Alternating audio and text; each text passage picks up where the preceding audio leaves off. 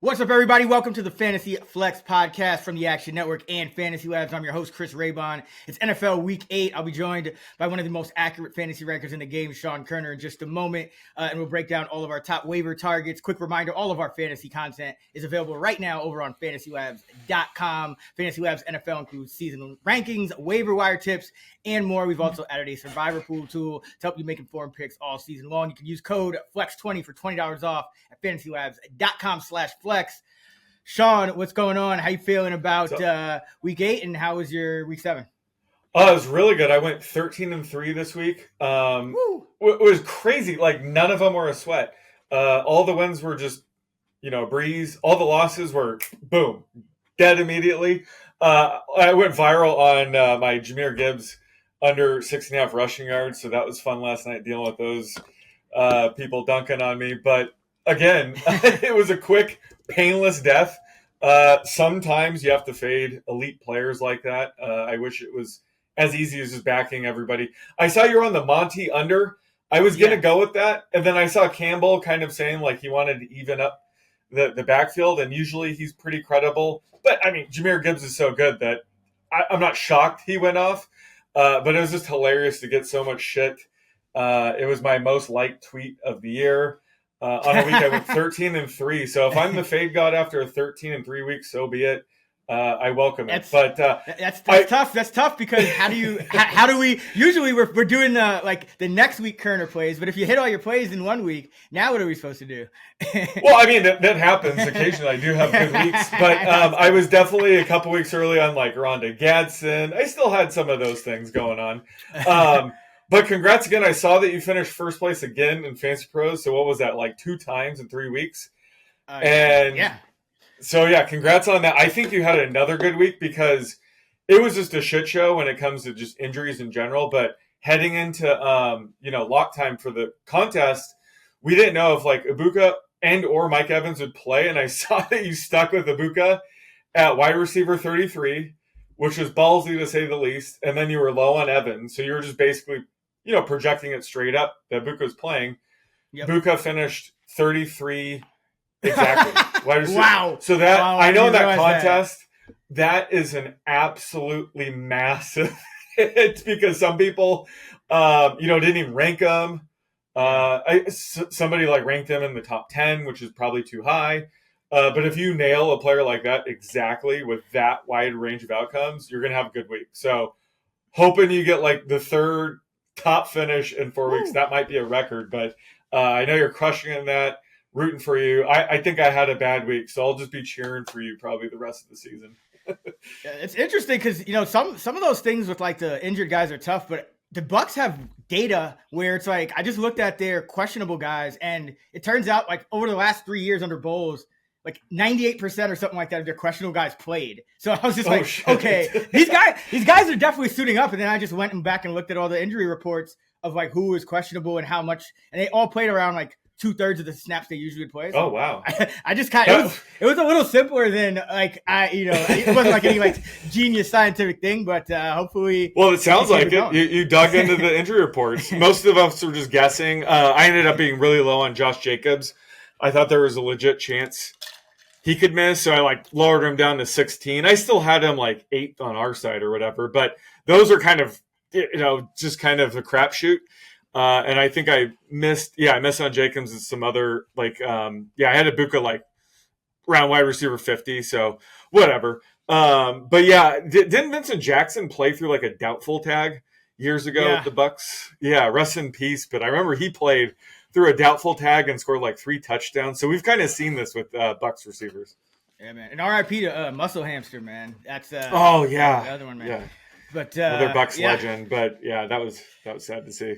All right, quarterback waiver wire week number 8. Where are you looking, Sean? Well, until this guy is taken in over 50% of leagues, I'm going to roll with him. Jackson Dart is my top ad again this week. So until this happens, until he's available in less than 50% of leagues, I'm going to be taking him. And you even mentioned he doesn't even have his bye until week 14. So this could be some time until he's finally scooped up in more than half leagues. I think it should happen soon. I mean, he continues to outperform expectations. He had that brutal matchup against the Broncos this week and still went off. Granted, that opening touchdown to our favorite, tight end, Daniel Bellinger, was busted coverage, but maybe that's because, they just have to worry about Dart, using his legs, just escaping pressure. So, his rushing upside could lead to, opportunities in the passing game like we saw. So that was just a wild game. He ended up crushing it once again. I was low on him at the end of the week with my rankings. Like, again, it was a tough matchup, but if he continues to outperform my projections, everybody's expectations, I'm probably going to be ranking him too low every week. So, I have him as a high-end QB2 this week, but this is a matchup against the Eagles where he posted a top 5 score just the other week, with 58 rushing yards and a score. So I think you just got to add him. You just got to bank on the upside, and especially a week with 6 teams on a bye. This is definitely the time to scoop him up if you haven't already, and you need help at quarterback. Yeah, I think that some of these matchups for Dart in particular have been, you can't just kind of look at the numbers against, the defense's numbers against passing. You have to kind of look at it, how much man coverage do they play? Because a lot of these teams like Denver, Philly, that are good against the pass, they do play a lot of man coverage, which is why they're so good, but that opens up rushing lanes. So it's kind of an either or where I think it would hurt, like a pocket quarterback a lot more against some of those better defenses. But speaking of pocket quarterbacks, I would target Flacco on the waiver wire. He's still somehow relevant in fantasy, but he's been throwing 40 times a game essentially the whole year, and it's kind of continued with the Cincinnati Bengals, except now he's throwing to better receivers. So last couple of weeks he's had a couple of multi-touchdown games through the air, 45 and 47 attempts. And that's what he's going to kind of do. He's not going to be able to scramble. He's not going to throw deep every single play and hang in the pocket like that. But he's going to get the ball out and keep it moving. And I think, throwing to Chase, throwing to Higgins and these guys, it's going to put up some decent numbers. It's not a great week for streamers. We'll see what happens with some of the injured guys. But Flacco's available in 88% of leagues going up against the Jets, who are still looking for a win. So don't mind Flacco at all here if you need a quarterback. Where do you have him ranked this week? Around like QB 16, like right on that fringe, 15, 16. Yeah. What about you? Yeah, QB 14, and it's not out of the question he could put up, similar numbers to Burrow. Burrow doesn't really use his legs much. Sure. And, Flacco's throwing a ton, and he has, arguably the best wide receiver duo in the league. So, yeah, there's a chance he could be, low-end QB1 the rest of the way, just given this scheme. And he barely knows the playbook now. Imagine once he learns the playbook and has better chemistry with, Chase and Higgins. Yeah, unbelievable. Joe Flacco, still out here. Yeah. Having a better season than Lamar Jackson at this point. all things considered. Crazy, since, Lamar replaced him, technically, back in the day. Oh, man. All right, running back, who are you targeting on the wire for week 8? Yeah, so I'm going to start off with Kyle Monogany, available in 93% of leagues. I'm not adding him because of the matchup. They're at Baltimore. This is probably a bad spot to be leaning on him. But, we saw him have a huge spike in usage last week against the Saints. Just a week after, DeAndre Swift had a breakout game. And Kyle managed to put up 13 carries for 81 yards and a touchdown in a game where Swift also went off, 19 carries, 124 yards and a touchdown. This could be sort of the Monty Gibbs type situation under Ben Johnson forming. And that's, when I was watching Monogany's film at Rutgers before the draft, I was loving it. He just does a really good job running through contact. And when he ended up, in Chicago, I thought, hey, he could be, the Montgomery role. So I drafted him in my Dynasty League. And I've loved what I've seen so far. I know the coaching staff loves him. Ben Johnson always raves about him whenever he's brought up. So this could be a situation where, the Bears could have 2 viable backs. And if you look at, their pass rate over expected ever since the bye a few weeks ago, they've been much more run heavy. So I think this is kind of a trend that's going to continue. So yeah, he's an RB3 flex for me this week, just because 6 teams are on bye and there's 8 viable fantasy backs that are on bye this week. So he's all the way up to, RB 35, but this is a tougher matchup. They could be trailing on the road against Baltimore, but, he could have RB3 flex value. going forward, and then RB2 value if DeAndre Swift misses time. So I think he's a must add this week if you want to fill out your bench depth at running back, you need some help, or just a long term stash. But liking what I see with him, and then just as always, Tyler Algier available in 61% of leagues, has a great matchup this week against the Dolphins. So he should already be on someone's bench because he has RB1 upside if Bijan were to ever miss time. But these are the weeks that you could actually trust him as an RB3 option. This is a spot where, the Falcons should lead this game most of the way and lean on both backs. And this is a spot where Algier should get, double-digit touches and against this Dolphins defense. So he should already be rostered, but this week he is definitely a must-add. I have him as my RB30 to open the week. Yeah, and this is kind of, a lot of these NFC South teams, they just seem to be, with the exception of the Bucks, they seem to be much better at home. And so, like last week against the Niners, it was kind of like a predictable, like the Falcons, they're coming off this big win at home against the Bills. And before that, it was the Commanders at home, and then they go on the road. But now they're back home against Miami. So, yeah, that's a smash spot. Algier could get, double-digit carries. They could be blowing them out. So like that. Tajay Spears is the guy I think should be targeted. He's still available in about a little over half of leagues, and we knew that there was going to be some changes in Tennessee, and Spears saw an uptick in usage. Was outsnapped by Pollard just 30 to 23. Pollard did catch a bunch of passes, but I think Spears is the better pass catcher, and Spears is probably the better just overall back. I know you said that at times when we've seen both of them kind of play. So I think going forward, we're going to see that kind of begin to kind of go be a 50-50 timeshare. And with the way Tennessee's going, Pollard's a veteran guy. Who knows what's going to happen, but this team is going nowhere fast. So I would expect Spears to kind of, be featured and for them to kind of see what they have in him moving forward. The issue with him has just been injuries, but as long as he's healthy, and this is a game that kind of sets up as, for the RB2 or the pass catching back to do work, because you're going to the, essentially the best team in the league right now. Indianapolis Colts. Yeah. You're on the road, so like Spears in the spot. Yeah, I love that call. And if you look at Cam Ward's first few games, he refused to check down to his back. But I think the new coaching staff has kind of told him hey, if you don't see something like check down your back, the target rate for his backs has gone way up the past couple games. Yeah, it's like hit your first read or check it down. That's kind of what they said they wanted to simplify. So I'm assuming that's probably what they. Yeah. All right. Wide receiver week 8, Sean Koerner, who you like on the waiver wire? No one really. Just another awful week at wide receiver. I mean, we could just, again, I'll highlight another wide receiver 4 that's going to have his occasional big game, and that's Alec Pierce, available in 91% of leagues. But, he benefited last week from Josh Downs being out, and I guess Ashton Doolin to a certain extent. But, Pierce is already getting a ton of playing time.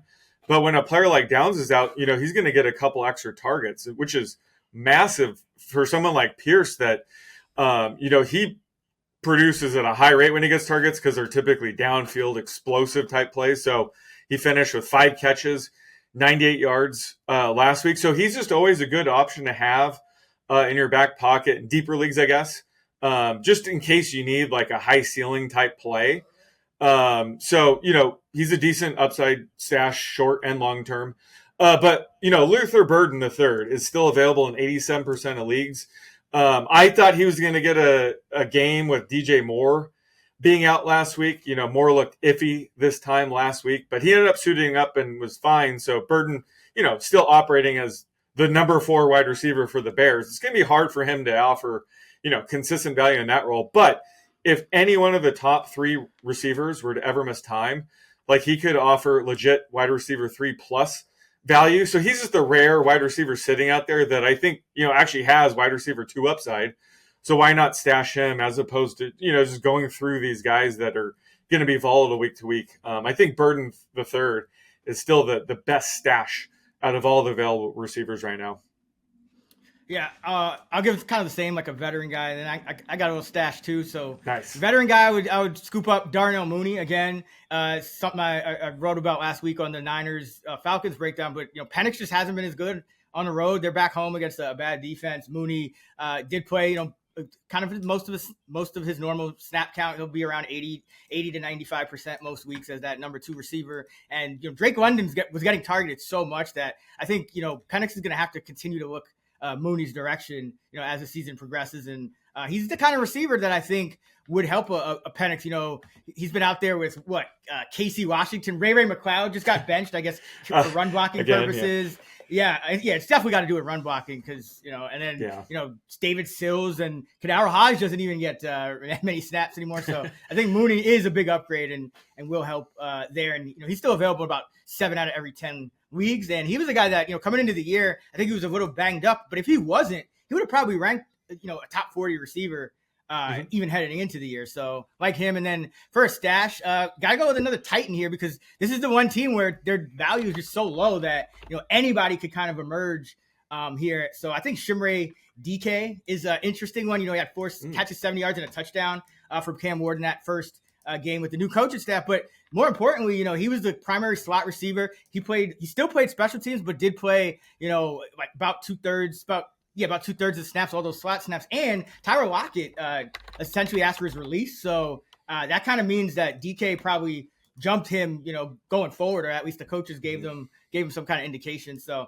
I could see this guy, pop it off. We've been kind of looking for Io Manor, but I think it's just harder for him because it's not a good team, and he's going to get more coverage, just, the kind of routes he runs and the where he lines up, especially once, when Ridley's back, he's probably going to be like the 5th guy in the progression, and the slot guy would probably be higher. So yeah, like DK as a stash as well. He might be what we wanted, like Burden to be. Like it's like, yeah, sheesh.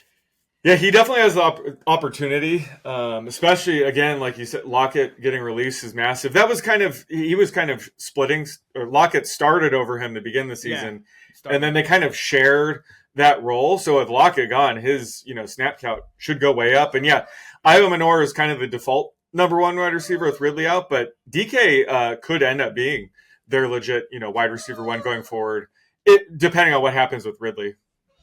Yeah, I don't know if I had I think I had Van Jefferson getting cut over before Lockett. But it's definitely something you can see coming into the year. It's like it was just a mismatch between all these rookie guys and then like over the hill vets. Tight end. Yeah, so tight end. Ooh, tight end should be fun. Who are you targeting? This is an easy one at this point, but Arande Gadsden the second. Holy shit. 7 catches, 164 yards, and finally his first touchdown. I finally cashed on him on our touchdown show. I've been, talking him up for a couple weeks now. It was really telling last week when Will Disley returned. We finally just got to see this tight end room fully healthy. And Gadsden had his season high in routes run rate. So it was clear that the Chargers were ready to unleash him. And he just reminds me of Darren Waller, who was also drafted in, the round 5-6 range, went later in the draft, but still very talented. So, Gadsden's more of just a pure pass catching tight end. And I had written up in my tiers last week, he probably needs one of the top 3 receivers to offer tight end 1 value, but everybody was healthy last week. And he put up, I guess it was the best, tight end game for a rookie since 1985 or something crazy like that. And that's when they're all healthy. So if, Ladd or Quentin or Keenan ever miss time, like his target share is going to be even higher. And having said that, I have him as my tight end 5 to open the week. So again, the last 2 weeks have not been fluky. I think he is a must add. Unfortunately, he probably takes like a 15-20% bid right now, depending on who your tight end is. If you have Tyler Warren, you're obviously not going to bid on him. But I mean, the tight end position is so wide open. I would try to get him. He's attached to Justin Herbert. Just a lot to love about him. So yeah, don't be shy with him. I think the past couple of games were not fluky. So the sky's the limit when it comes to Gadsden. Yeah, and the Chargers kind of almost lucked out with their running back injuries because they can, if they ever need an extra pass protector, they could just leave Hassan Haskins or Vidal in there to just pick up a blitzing linebacker and let Gadsden go into the route. But yeah, I think the Chargers have kind of made it clear that they want to feature him more because they made Lambert Smith, the rookie wide receiver, inactive. Yeah. And we've kind of seen them cut back a little bit on they were one of those teams that would have like an average of like 3 wide receiver snaps per pass play, which essentially means you're always in that like 1-1 personnel or greater. And now they're it's scaling back a little bit to where they're even running more 2 tight end sets. With Matt Locke and all those other guys too. But Gadsden's clearly the featured option. Those guys aren't even running routes half the time. All right, Cade Otton for me. I think he's still going to be relevant. We always see an uptick in him when these Bucs receivers start dropping like flies, and now Mike Evans looks like he's out again. Godwin, we'll see what's going on with him, but he didn't look healthy at any point in the season. Abuka's back, probably had his worst game, in terms of efficiency, but overall, I think Otton is probably going to see an uptick here. Baker Mayfield's still playing well, and it's going to be a team that's just going to throw the ball well and at probably a high volume most of the year. So, like Otton, still available in about 60% of leagues. I think he has another decent matchup against the Saints this week. All right, defense, special teams. Koerner, who do you like? Well, no-brainer this week. The Colts are available in 49% of leagues, and they face the Titans. So just by default, they are my number 1 defense this week. Picking on the Titans just continues to be a cheat code. The Patriots posted 19 points last week, finishes the number 2 defense. The Browns were the top defense last week. I think you called them our DFS pod. Good stuff there. Tua, what did he finish with? -9 fantasy points or something crazy, but ridiculous. Maybe I want to pick on the Dolphins as well. But this is a matchup where I think the sack upside for the Colts is massive. Latu is in the midst of a breakout. He was part of my sack luck parlay. And he had 9 pressures, picked up a sack. More sacks are coming for him, but DeForest Buckner and Kwity Paye should also feast here. So, this should be a multi-sack game, potential for turnovers. They're 14-point favorites now? They probably won't cover, right? That's just there's no way. There's no way they should be anything less than, like a 14-point favorite. But yeah, this checks every box. So this is a rare week. I think if you're in win now mode, you have plenty of fab. I would bid a couple dollars just to secure the Colts this week. There are situations like that where I think it's fair to kind of bid on a defense, even if it's a 1-week streamer. And I think the Colts fit that description this week for me. Yeah, it's tough. I probably don't bid. I would just hope that no one needs, it's kind of like with the tight ends too. It's like you just kind of hope no one needs them, and they go for nothing in your league, or they're still available. But I still think running back is going to be the priority. But that's a good point. As someone with the Algiers and Charbonnets on my bench already. That one of the things I love about doing that is I usually don't have to bid that much on a running back throughout the year. I just have those guys on my bench. So yeah, it depends on your situation. Don't be stupid and bid on a defense every week. There are exceptions. I just think if you're in a good spot, you're in win now mode, and you want the top defense this week, I bid a couple bucks. Again, this is a rare time I would do that, of course. For me, it's the Buffalo Bills going to Carolina. Now, Carolina, another one of these teams, they are better at home, but the writing's kind of on the wall. McDermott knows this Carolina team a little bit, from his days back there, and then they got Bryce Young dealing with an injury, so you might get some Andy Dalton, which not great, I don't think. It's good for the Panthers probably, but it's good for the opposing defense because they'll probably throw more with Andy Dalton, and he'd probably throw more interceptions and get sacked more and whatnot. So I actually like it if Dalton plays even more, but they're still available in about 6 out of every 10 leagues. And, coming off kind of the long break here, I think it's a good spot to target them. They should be a little healthier on defense, which they haven't been most of the year. Yeah, I was going to ask if Dalton would change your projection or not, but you kind of answered it. The fact that they'll probably drop back more, just more opportunities for sacks and turnovers. Yeah, exactly. They'll definitely try to run on the Bills too, but coming off the break, I think it's the Bills will be ready for it. All right, kicker, let's close it out. Who do you like for Week 8 on the waiver wire? Yeah, I think this is a pretty good week for streaming kicker. Looking forward to see who you have because I think there's 6 or 7 great options. I'm gonna just go with the guy. He's my number 9 ranked kicker, but I still consider him to be one of the best kickers in the league. So I'm gonna use that as the tiebreaker. It's Will Reichard at LA. So, he's going to be kicking indoors, even though he's on the road. But, he easily cashed on my over 1.5 field goals made last week. Another just sweat-free bet. I think he had 5 field goals made, including a 59-yarder. And part of my write-up was he was 8 of 9 on the season. His lone miss being that 51-yarder in London that hit a wire. It probably would have gone in. He and his agents were trying to get it scrubbed from the official stat log. And you know what, Will? I took care of it in my model. I didn't count as a make. I just, omitted it. Like it didn't happen. So he's still a perfect, whatever it is, 13 of 13 on the season now. So he just grades really highly in my model. And they're comfortable kicking it. He could make anything from 60 plus. So, it sounds like it's going to be another week of Carson Wentz under center, which I think helps get them across midfield. And then this is a good Chargers defense. So I think they could slow him down. And again, this is a spot where he could end up kicking, a few field goals, some longer ones. So even though he's 9th in my model, I just personally kind of like push him up just because he is such a good kicker. Are the Chargers a good defense? And it looked like it for about 3 weeks. Yeah, sometimes they can be good. Good enough to, let's put it this way, good enough to kind of give Carson Wentz some fits once they get in scoring range.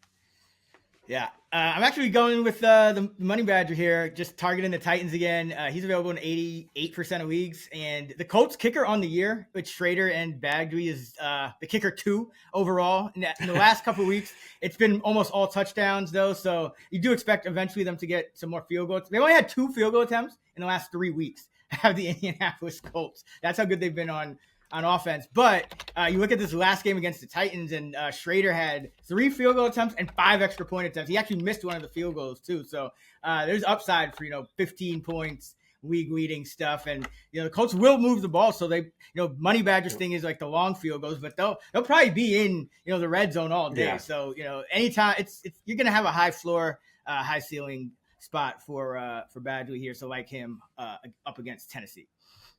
All right, that is going to do it for our NFL Week 8 waivers episode here on the Fantasy Flex. Be sure to subscribe to the show. Check out the Fantasy Labs app and use code FLEX20 for 20 off. We'll be back with our player projections episode. Koerner's on X at @_oddsmaker. I'm at Chris Raybon. We're at those same handles on the Action Network app. Go download it. Let's get this money.